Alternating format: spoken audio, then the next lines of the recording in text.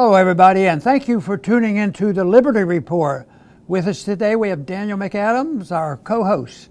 Daniel, good to see you today. Good morning, Dr. Paul. How are you this morning? I'm doing well, but Good. I understand that I might be under a lot of pressure. You are in the hot seat Hot today. seat? Okay. Another episode of the very popular Ask Ron Paul today. And we really appreciate the participation. We were talking about it before the show. We had a lot of questions and they were good, and we spent a lot of time trying to narrow them down. Well, maybe if I survive and I don't look silly, maybe we can do it more often. Do it more often. Who knows? I think it's a lot of fun. Everyone enjoys it. Okay. So let's get right to the questions, Dr. Paul. The first one comes from Robert Peters. He's at Man216Bird on Twitter X, and he asks, regular people can barely afford rent, yet the stock market remains high. Is it being propped up by rich people to make Biden seem like he's doing a good job? And how long can that possibly continue before we see a serious crash? Well, a real short answer on the big picture, yes, it's being propped up. But it's being propped up by a collusion of what the Federal Reserve is doing, printing the money and manipulating interest rates. And they do that quite frequently with all the presidents. But there's a lot of people who benefited from this as well, and that is the very wealthy. So when the Fed is manipulating, he does coordinate, secretly of course, with the administration that's in power, and they manipulate it, but they do prop up the stock market. There's no doubt about that. But that doesn't mean they have total control of it. They can do it for a while, but the markets eventually overrule. So to say, well, they're in charge, so that means, and they're on Biden's side right now, everything will be okay until the election. Maybe, maybe not.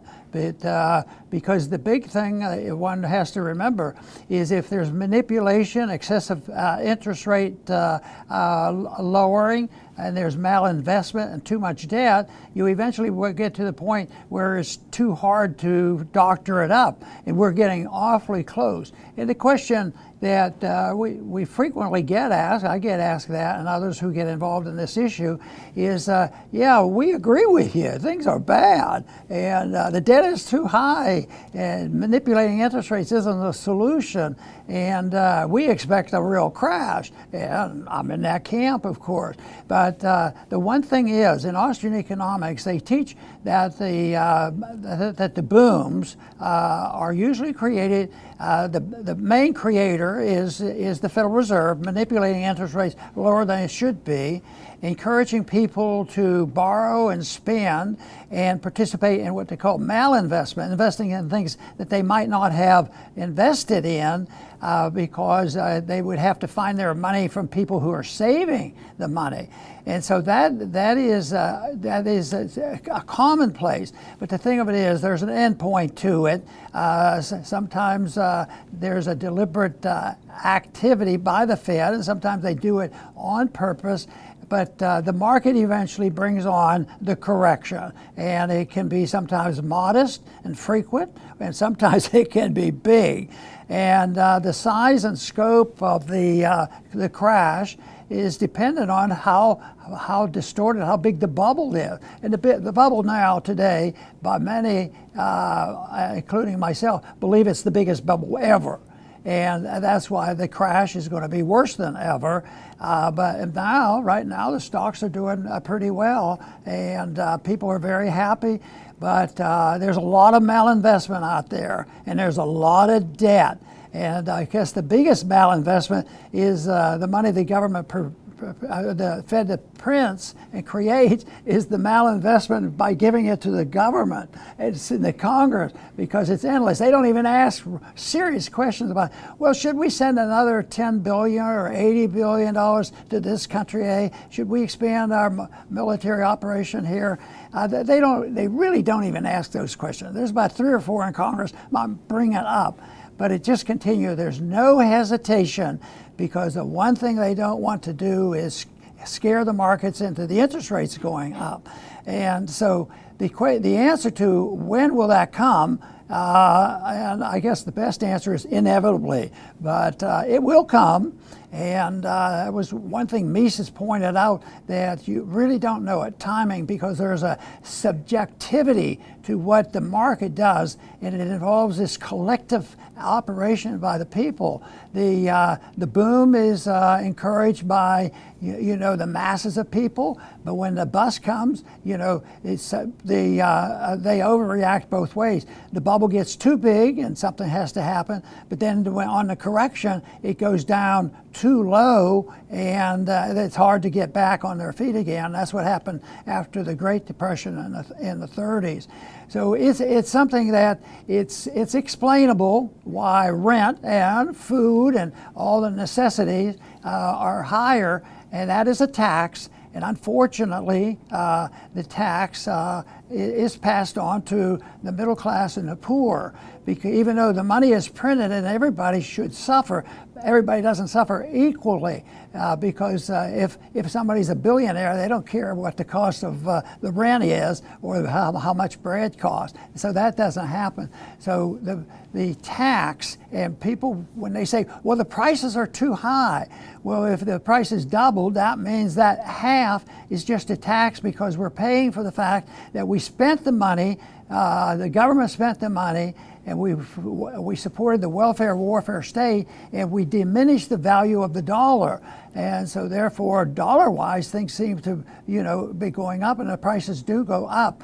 But they're false, it's a misleading, and it's distortion, and ultimately it's very, very dangerous. Because if you think of just two most recent examples, Zimbabwe and Venezuela, they went to runaway inflation, and that's a big problem. And I believe we can get there. I don't think we're on the verge of it, so I don't think the huge crash is coming next month, but I wouldn't bet my wealth on it. I wouldn't do it because it could. But I think it's going to be a while before the whole thing comes down, because there's so much confidence in the dollar and the Federal, and that the Federal Reserve will pull us out, and there's confidence in our dollar system. That's all, the confidence is being diminished. So then there will be a meeting up to this when the confidence is lost. And, China's doing certain things now that's diminishing that support for the financial system as well as our foreign policy. And when enough people realize that, there will be a crash, and who knows what will happen. All I know is that the answer is prevent it if you can. If you can't, you better be prepared for what is coming, and I think prepared philosophically on what should we replace this horrible system with. And that, of course, from our viewpoint here, is we replace it with liberty and give up on all this government mismanagement. All right, let's move on to number 2. And this is sent to us from Ryan. He's at EndGov Bribery, pretty good handle. And he says, will America ever be able to sever the control that corporate foreign lobbies have over Congress? How has lobbying lasted this long, given the only practical difference between lobbying and bribery is the legality? Yes, and it lasts as long as there's a government that has something for sale. You could say, well, why don't we send better people there? Or why don't we write more rules about it? And that isn't it. It's the size and scope and the amount of power and influence the government has. And they have way too much, so that will automatically encourage groups that want to manipulate that and get in the front of the line. And if they don't have a line or they don't have a special benefit, if the government is open to that, they turn it into a political football and they create a new benefit and a block of votes. And so it won't be corrected by saying, well, we have to have more people that are morally related, and we'll have sound money and all this. It's not going to happen. The collapse is going to come before that happens. So the people will look for answers, but it will always be the size and scope of government. As long as they have something to sell, and as long as they're politicians who can get some benefits, they will be out there. So yes, it would be good because there's a dozen or two that I've met over the years in Congress that fell into that category, and they were good people. And but that isn't the case. It seems like it's more likely that many members go to Congress and they have good intentions, but they quickly know that they have to join the gang if they want to stay there and get promoted and become a chairman of some committee. All right. So the third one we have is from Fed Up Kentuckian. I like that handle. That's a great one. And he asks, should people start putting more effort into electing lovers of liberty at the state and local level rather than trying to salvage the federal government? Local or federal? Both. But which is best? I think that's what he wants to know. If I had to choose where the best influence, and you had a sound group of people who had been educated better on economics and on the prospects of liberty, I would say the smaller groups, local government. And unfortunately, I would say we have to learn from Soros. Look how he's taken over the Department of Justice and what has happened there. And that to me he has been remarkably successful on that. And just think of the infiltration of the people that went along with wokeism and all this kind of nonsense. And we're still suffering so much from that, even though it blossomed under lockdown. It is something that is very, very dangerous. So I think that it has to be replaced by the philosophy, but hopefully it has to come with a major change in the philosophy of the size and scope of government. I don't think if people did what I suggest, have better universities, better teachers, and better, understanding of economics, improvement on their foreign policy, that's not going to do it. As long as the government is powerful, because there will always be a military, so there's always going to be a military-industrial complex. Since we don't follow the Constitution on medical care or education, there's a huge monopoly there, for more money and lobby go to Congress. So the Congress is in this business. So that has to be diminished and changed if we ever wants to do it. But I think it's easier for individuals, to get a seat in the House of or the State House or a local city.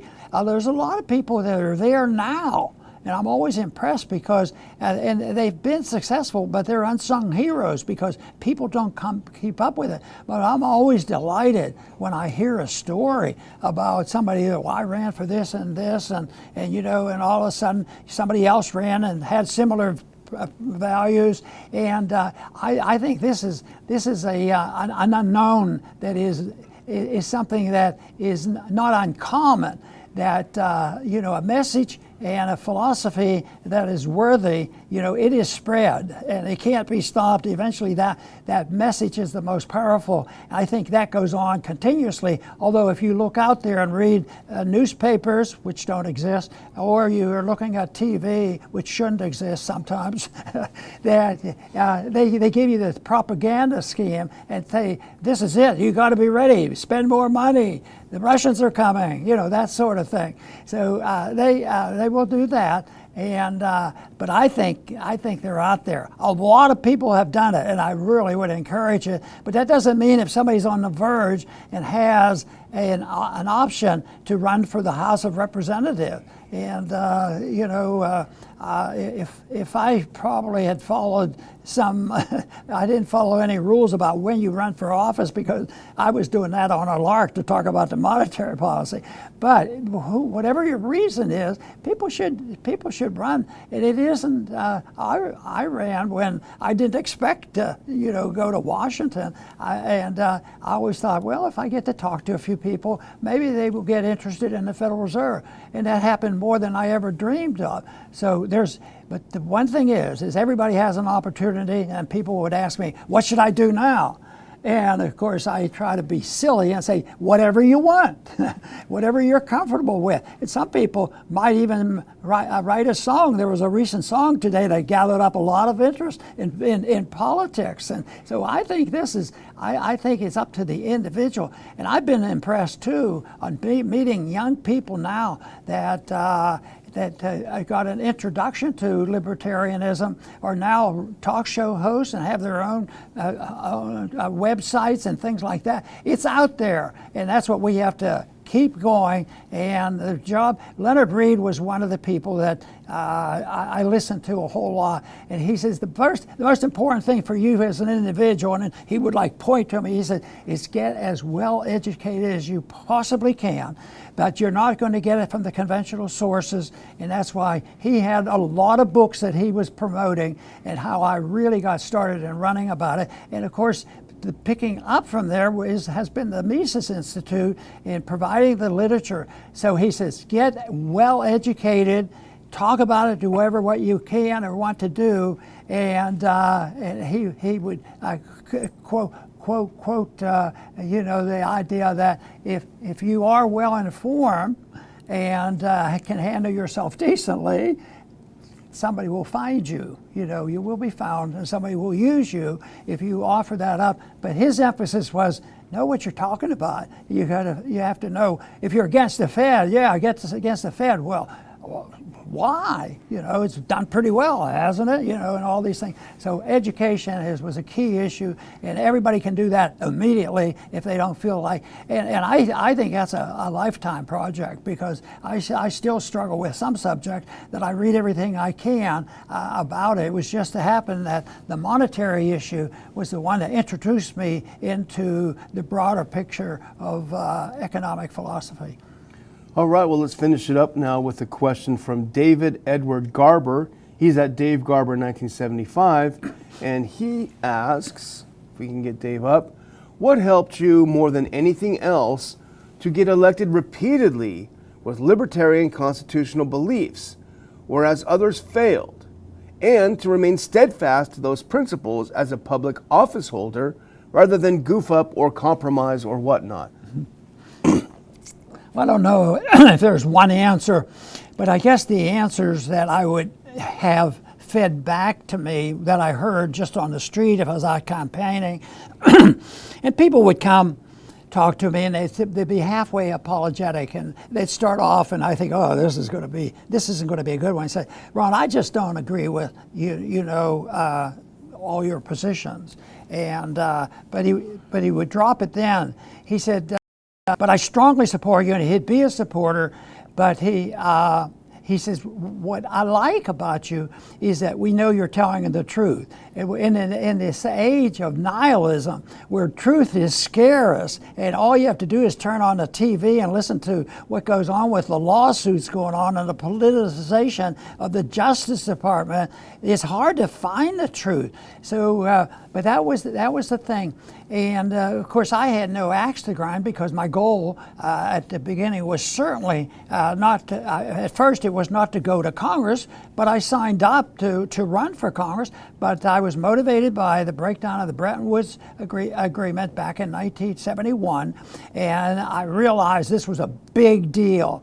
The total severance of our dollar, which had been around for a while, and gone to go to a worldwide reserve currency, which was total fiat, and it would gradually disintegrate. And we're in the midst of the disintegration right now, in the midst of rampant price inflation, and no matter what the statistics shows, the people are getting much poorer. So I think leveling with people, and I think sincerity is important. You can't tell people what that is, but confidence, I think that sometimes people say, how did you stand being up there with those people, because you were different than the others? And I always told them that I was set on doing it, and what the outcome wasn't my only goal, other than the fact if I could reach some people. But I started off before I was in politics, I would go to the college campuses, and I would get, there were libertarian clubs and things around. If I had 15 people, I was, oh, good, 15 people. It turned out 15 people multiplied because a lot of them came back and worked in our campaigns and different things like this. So, but I never dreamed that I would go to Berkeley campus and get a pretty good sized crowd. That to me was an encouragement, because I think the message was there, because I didn't have to. It was. I was in a comfort zone, because I never have to worry. What group is this that we're talking about? You know, what are they interested in? One time, somebody in the media came up to me because they switched my district from a totally rural district to a more urban, and they want to know, whoa, boy, how are you going to handle this? You have all your friends out there. You've been elected in this rural district, and now you have to go to the city and have a different group of people to talk to. And that aggravated me. I was annoyed. I considered it an insult. I said, why in the world would the message of liberty be different for somebody that lives on a farm or works in a steel mill? And they just didn't understand that, because they were locked in on this special interest stuff. Well, I have to belong to this special interest, this other special interest. So, and that's the magnificent thing. And it is my strong belief, I think, helped me, that the issue of liberty is so fantastic. It's been so beneficial. It's been studied for thousands of years and put together. Our founders gave us a pretty good document, and it's something that I was convinced, as we have our program here called Peace and Prosperity, that I do truly believe that it's the issue of liberty that can give you peace and prosperity. And we don't expect that peace and prosperity is coming next month or next year, but it's an ongoing effort, and it's been going on literally for thousands of years. And that's the understanding of right and wrong, and the whole issue of telling the truth. And that makes all the difference in the world. The other thing that I tried to convey would be that it's something that is so beneficial. It's based on a moral principle. It's based on even our mostly with our Constitution and all. So to me, it's always amazed me, and I still talk about it. How come we don't do better in promoting the cause of liberty? So I'll keep doing that, and I encourage everybody to find that little niche where they're going to do, and what it is that you're going to do. And since it's wide open, do whatever you want to do. All right, Dr. Paul, you survived another Ask Ron Paul. Great being with the crowd today. It was. You want to take us home and close the show out? Well, I want to thank all the viewers that tuned in and listened through this. And if anybody cares that this is a good way, maybe we can do this on periodic occasions, because I find it interesting to do. It's a challenge. Sometimes we get these questions and challenging me on that. So I want to thank everybody for tuning in today and participating in the program, and come back soon to the Liberty Report.